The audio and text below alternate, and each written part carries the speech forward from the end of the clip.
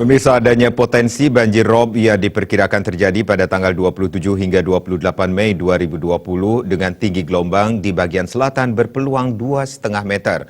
Untuk itu, kepada masyarakat dihimbau memperhatikan kondisi seperti ini.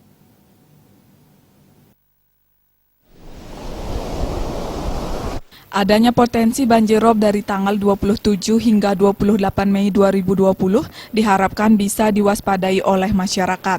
Selain itu, tinggi gelombang laut yakni 1,25 hingga 2,5 meter berpeluang terjadi di Selat Lombok bagian utara, Selat Bali bagian utara, Laut Bali, dan Laut Sumbawa. Untuk itu, kepada masyarakat diharapkan mewaspadai hal ini. Untuk para pelaku kegiatan bahari seperti nelayan, agar benar-benar memperhatikan kegiatan.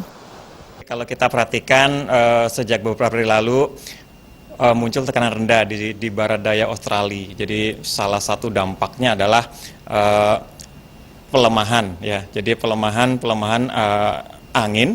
Kemudian pada sisi lain di daerah barat daya Australia itu juga ada pergerakan gelombang yang kemudian ini ikut mendukung terjadinya bergeraknya gelombang yang kita sebut sebagai swell atau alun gitu.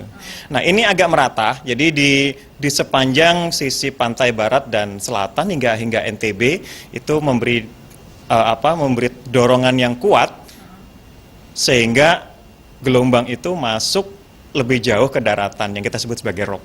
Ya. Kemudian untuk update cuaca saat ini mungkin sampai besok ada himbauan untuk masyarakat. Iya, benar. Jadi kalau kondisi saat ini rob kita perkirakan 27 sampai 28 ya maksimumnya kejadian rob.